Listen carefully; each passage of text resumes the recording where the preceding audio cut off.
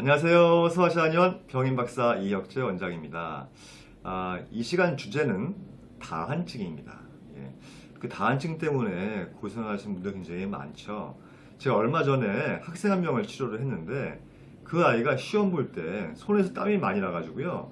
이 장갑을 끼고 시험을 본다는 거예요. 장갑을 안 끼면 땀 때문에 시험지가 젖어가지고 글씨를 쓸 수가 없대요. 그러니까 얼마나 이게 고민이에요. 그래서 이런 학생을 치료한 적이 있었는데 제가 이렇게 보니까 의외로 이 땀 때문에 고생하시는 분들이 많이 계시더라고요. 그래서 이제 한의학에서는 이 땀을 많이 흘리는 증상, 이걸 우리가 다한증이라고 그러죠. 이것을 어떻게 치료하는지에 대해서 설명을 드리도록 하겠습니다. 자, 그림을 보시죠. 네, 땀이 너무 안 나면 피부가 건조해지죠. 또 갈라지거나 피부병에 걸리기가 쉽습니다.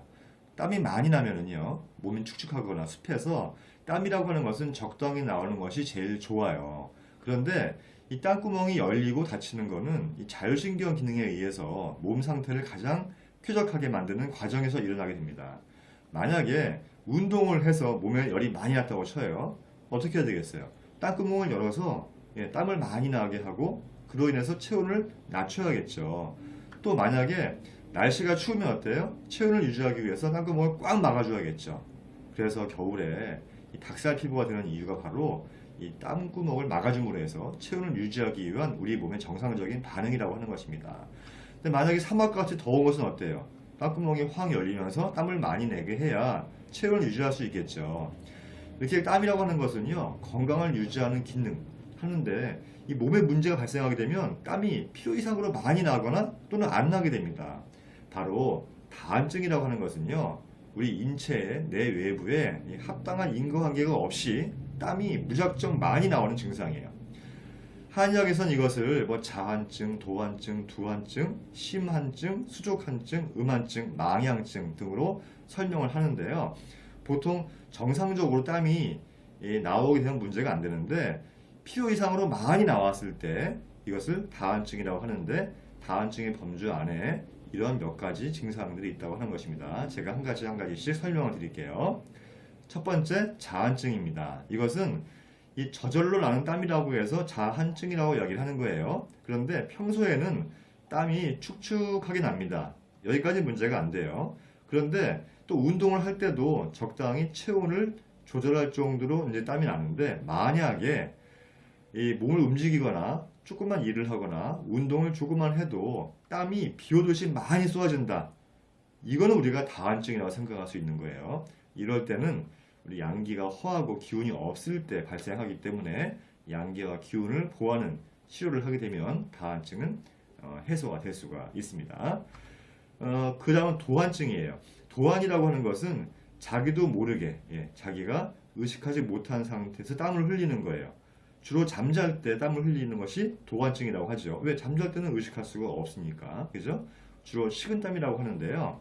보통의 경우는 잠들 때 조금씩 땀이 날 수 있어요. 땀이 날 수가 있는데 이게 심한 경우에 마치 목욕하듯이 땀을 뻘뻘 흘리는 경우가 있어요. 이것 또한 다한증이에요. 그래서 이 도한증으로 인한 다한증은요, 원인이 이 음허에서 가장 많이 발생하고 또 혈허증에서도 발생하기 때문에 이걸 치료할 때는 보혈시키거나 보험시키거나 함으로 해서 열이 이 허열이 올라오는 것을 내리는 그런 치료를 하게 됩니다.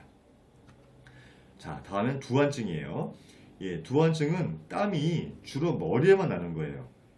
여러분들 그런 분들 많이 계시잖아요. 밥 먹을 때 머리에서만 땀이 많이 흐른다거나 또 운동을 하거나 일을 할 때 그냥 머리에서만 땀을 줄줄 흘리는 분들이 있어요. 이걸 두한증이라고 그러는데 이것이 너무 심한 경우에는 또 다한증으로 저희가 진단을 내립니다.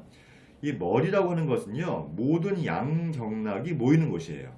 그래서 이 양경락이 모이는데 외부의 나쁜 기운이 이 양경락과 만나게 되면 그 나쁜 기운이 위로 몰리면서 주로 머리에서 땀이 나는데, 이 두한증은요, 양기가 허하거나 몸에 이 습이 있는 경우에도 자주 발생하기 때문에 치료는 주로 양기를 보여주고 습을 다스리는 그런 치료를 하게 됩니다. 그 다음은 심한증인데요.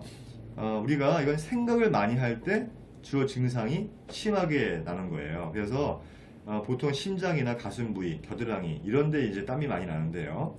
특히 그 스트레스를 많이 받거나 신경이 예민한 경우에 명치, 겨드랑이 이런 데 땀을 많이 흘리는데 이게 심한증이에요. 보통 우리가 평상시에는 괜찮다가 뭐 스트레스를 받거나 열받거나 신경을 쓰면 땀을 뻘뻘 흘리는 사람들이 있어요.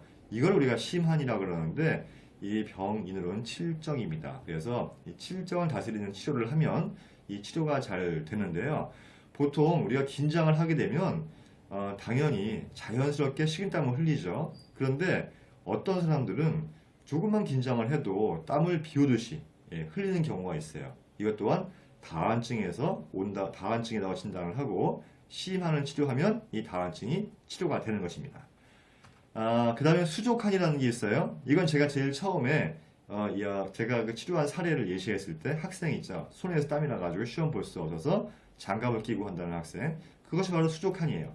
이 손발에만 주로 땀이 많이 흘리는 거죠.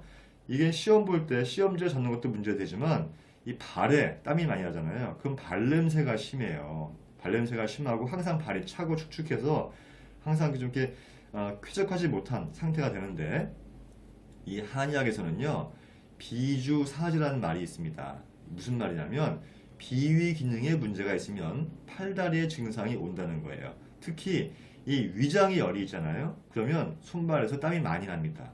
이때는 이 성질이 좀 차가운 약으로 위장이 열을 내리는 방법으로 치료를 하는데요.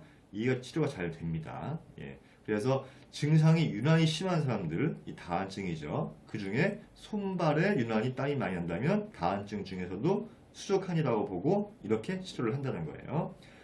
다음에 음한증이라고 하는데요. 여러분, 그 남성분 중에서 특히 이 고환 주위에 땀이 많이 차서 팬티가 축축하신 분들 있잖아요. 이런 분들을 우리가 음한증이라고 하는 거예요. 음낭 부위에 유독 땀이 많이 나는 거죠. 이것은 이 방로로 인한 음어증이 있는 경우에 많이 발생하기 때문에 이 방로를 잘 다스리게 되면 이 음한증은 좋아집니다. 역시 이것도 증상이 심해서 땀을 너무 많이 흘리면 다한증의 범주에 들어가는 거예요. 여성 같은 경우에는 이 고환에 땀이 나는 증상이 아니고 반대로 이 냉대하 증상이 나타나게 됩니다. 그래서 여성들은 냉대하가 많이 나타나면 이것은 이 음한증이라고 생각하고 또 다한증의 일부라고 생각을 할 수 있을 거예요. 그다음 마지막으로는 망향증이라고 있는데요. 이것은 땀이 멈추지 않고 계속해서 줄줄줄줄 나오는 거예요. 그러니까 이게 겉으로 볼 때는 땀이 나오는 것 같지만 사실은 이 몸 안에 있는 진액이 빠져나가는 것이기 때문에 이걸 진땀이라고도 하죠. 굉장히 위험한 거예요. 위험한 증상이기 때문에 땀을 빨리 멈출 수 있도록 이 증상에 맞는 치료를 해야만 됩니다. 네, 여러분, 땀이 그 필요 이상으로 많이 나서 고생하시는 분들 있잖아요. 제가 말씀드린 것 같이 이 다한증의 종류가 이렇게 여러 가지가 있으니 여기에 맞춰서 한의학적인 이론에 맞춰서 한번 치료를 해보시기 바랍니다. 의외로 빨리 좋아질 수가 있어요. 네, 감사합니다.